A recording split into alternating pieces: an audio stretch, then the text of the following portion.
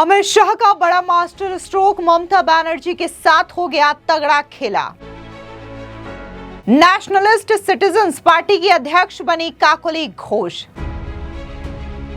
TMC के 20 बागी सांसदों ने किया एनसीपीआई से विलय, एनडीए को देंगे समर्थन। सांसद है हम 20, अभी नेशनलिस्ट सिटीजन पार्टी के साथ हम लोग मर्ज करके एनडीए के साथ काम करेंगे। प्रधानमंत्री नरेंद्र मोदी जी के, हमारे अमित शाह जी के नेतृत्व में। 30 मई को एनसीपीआई की अध्यक्ष बन गई थी काकोली घोष।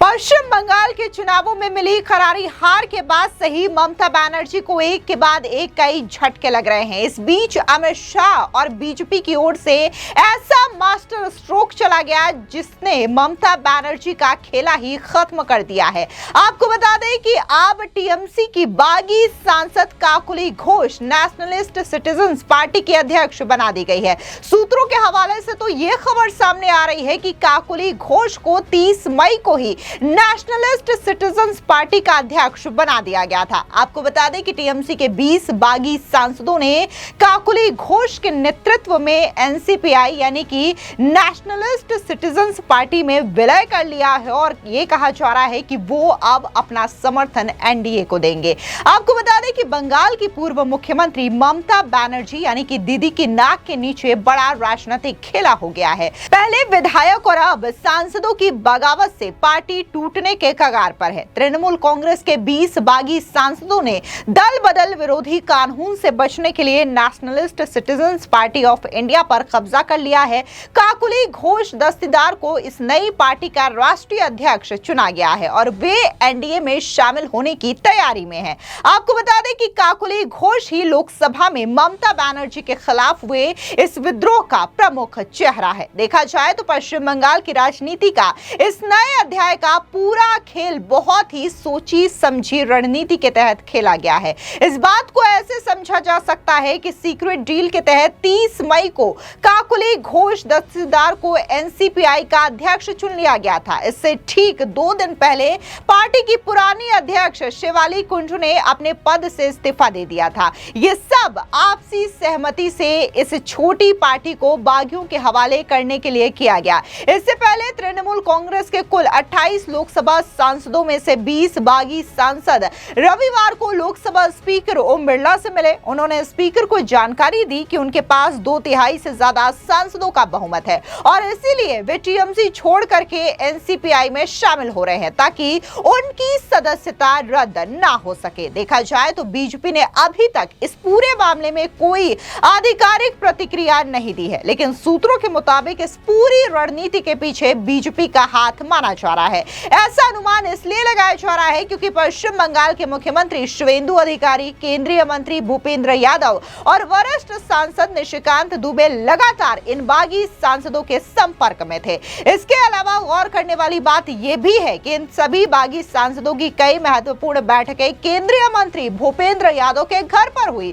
फिर बीते रविवार को इन 20 बागी सांसदों ने स्पीकर को साफ कर दिया कि वे एनसीपीआई में शामिल होकर के बीजेपी के नेतृत्व वाली एनडीए का हिस्सा बनने जा रहे हैं और उन्होंने सत्ताधारी गठबंधन की ओर सीटें आवंटित करने की मांग की है। आपको बता दें कि 20 टीएमसी के बागी सांसदों का नेतृत्व कर रही काकोली घोष ने खुद इस बात का ऐलान किया है। क्या कुछ कहा काकोली घोष ने, सुनिए। देखिए, हमारा जो एआईटीसी के सांसद थे उनमें से 2/3 20 जन हमने अलग से बैठने का चिट्ठी दिया स्पीकर साहब को और हमारे जो सांसद है हम 20 अभी नेशनलिस्ट सिटीजन पार्टी के साथ हम लोग मर्ज करके एनडीए के साथ काम करेंगे। प्रधानमंत्री नरेंद्र मोदी जी के, हमारे अमित शाह जी के नेतृत्व में। अब आप इस बात को ऐसे भी समझिए कि टीएमसी के सबसे सीनियर सांसद सुदीप बंदोपाध्याय, जो कि 6 बार के सांसद भी रह चुके हैं, उन्होंने भी पिछले दिनों इन बागी गुट में शामिल होने का फैसला लिया। इन सभी सांसदों के गुस्से की मुख्य वजह ममता बनर्जी के भतीजे और उनके राजनीतिक उत्तराधिकारी अभिषेक बनर्जी है। सांसदों का आरोप है कि अभिषेक बनर्जी बेहद घमंडी हैं और वे पार्टी के सीनियर नेताओं को दरकिनार कर अपनी मनमानी चला रहे हैं। अब सुनिए क्या कुछ टीएमसी के बागी सांसद सुदीप बंदोपाध्याय ने कहा है एनसीपीआई में विलय को लेकर के। नेशनलिस्ट सिटीजन्स पार्टी, ये पार्टी के साथ हम लोग शामिल हुआ। कहाँ की पार्टी है दादा?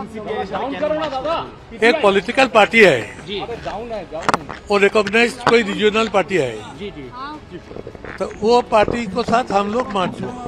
टीएमसी रहेगी, वो अलग है। आप वो दूसरा जो टीएमसी बोल के जब उन्होंने डिमांड करेंगे, तब दोनों पार्टी के बीच में कौन असली टीएमसी है वो विषय पर कोर्ट में डिसाइड होगा। क्लेम करेंगे हाँ। टीएमसी आप है बाद में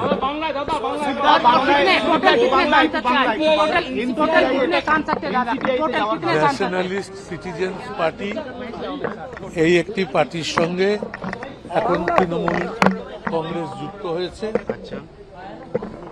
এবং স্পিকার মহোদয়ের কাছে গিয়ে সই স্বাক্ষর সহ আবেদনপত্র জমা দেওয়া হয়েছে। এরপর লোকসভা খুলবে 30 জুলাই, তার আগে আমাদের আলাদা ব্লক থাকবে, সেই ব্লকে আমাদের আলাদা করে দপ্তর দেওয়া হবে ওই নতুন লোকসভার মধ্যে।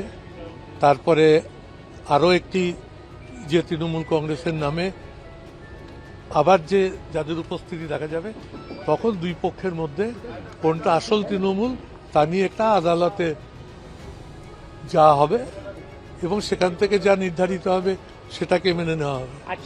যদি আদালতে অভিষেক বন্দ্যোপাধ্যায়দের তৃণমূলকে স্বীকৃত তৃণমূল করে দেওয়া হয়, আপনারা কি এনসিপিআই এর অংশ হিসেবে কাজ করবেন? যদি পিসিমার গোপ হয় তাহলে বাবারা 3 ভাই হয়, এত ভেবে লাভ কি?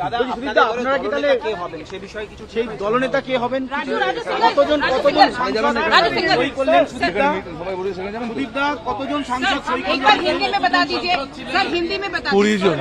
20 জন সাংসদ। सर हिंदी में बता दीजिए किस पार्टी के साथ आपका मर्डर चल रहा দুজন বাড়বে, এই দুজন কারা? সেটা ও বলতে পারে। স্যার হিন্দি है सर, क्या बोलना चाहेंगे सर? आपके तो मर्जर है, किस पार्टी के साथ होने वाला है? हिंदी में एक बार सर हिंदी में नेशनलिस्ट सिटीजन्स पार्टी को साथ हम लोग मार्च करेंगे। सर कहाँ की पार्टी है ये? वो एक स्वीकृत पार्टी है रीजनल स्तर पे, वो पकड़ लो कि दिल्ली के है, क्यों मर्ज कर रहे हैं सुदीप जी आप उसमें? ये सिस्टम है। सर तुम कोई पार्टी टू थर्ड लेके चले जाते हो तो पहले दिन ही तुम नहीं बोल सकते हो कि हमारा पार्टी को तुम ये नाम दे दो, क्योंकि एक पार्टी चलता है ना। ये पार्टी जब जाएगा और 20 जुलाई जब पार्लियामेंट खुलेगा तब वो पार्टी तृणमूल में आएंगे, तब हम लोग बोलेंगे नहीं हम लोग को भी तृणमूल दो, क्योंकि तृणमूल से हमारा 2/3 है। तब कोर्ट में जाएगा और कोर्ट डिसाइड करेंगे कौन पार्टी। हाँ जरूर, अभी ओम बिरला जी से आपकी क्या बात हुई?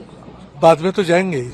ओम बिरला से क्या बात हुई सर? उम्मीदवार जी सब सिग्नेचर वेरीफाई किया, कितने एक एक सिग्नेचर थे? 20 पूरे 20 2/3 हो गया। जो रूल्स में कीर्ति आजाद और शत्रुघ्न सिन्हा के लिए सर क्या कहेंगे? कीर्ति आजाद और शत्रुघ्न सिन्हा के लिए क्या कहेंगे?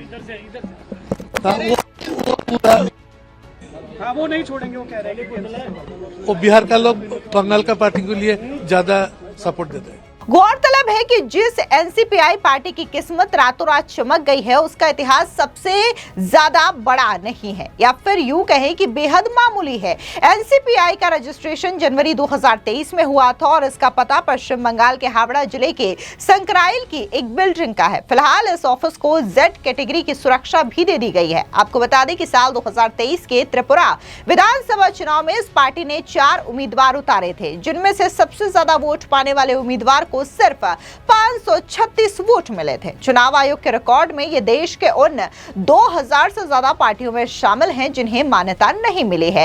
ऐसे में अगर लोकसभा स्पीकर ओम बिरला इस विलय को मंजूरी देते हैं तो ये गुमनाम पार्टी रातों रात लोकसभा की 5वीं सबसे बड़ी पार्टी और एनडीए में बीजेपी के बाद दूसरा सबसे बड़ा दल बन जाएगी। जिस पार्टी का आज तक कोई विधायक या सांसद नहीं था, वो सीधे देश की सत्ता का हिस्सा बनने जा रही है। कुल मिलाकर के ममता बनर्जी जो कभी ये दावा करती थी कि वो राजनीति में सबसे बड़ा खेला करती हैं, पश्चिम बंगाल की मुख्य खिलाड़ी रही हैं, लेकिन जिस तरीके से पश्चिम बंगाल के चुनावों में ममता बनर्जी को करारी हार का सामना करना पड़ा, तो अब ममता बनर्जी के नाक के नीचे से उनकी पार्टी और चुनाव चिन्ह भी छीनने की कगार पर है, क्योंकि जहां एक और 64 से ज्यादा विधायक ये दावा कर रहे हैं कि वो ममता बनर्जी के खिलाफ मोर्चा खोले हुए हैं, तो वहीं अब 2/3 सांसद यानी कि टीएमसी के 28 लोकसभा सांसदों में से 20 सांसद भी बागी हो चुके हैं और अब वो सीधे तौर पर एनसीपीआई में अपना विलय कर चुके हैं और एनडीए को समर्थन देने का ऐलान भी कर चुके हैं।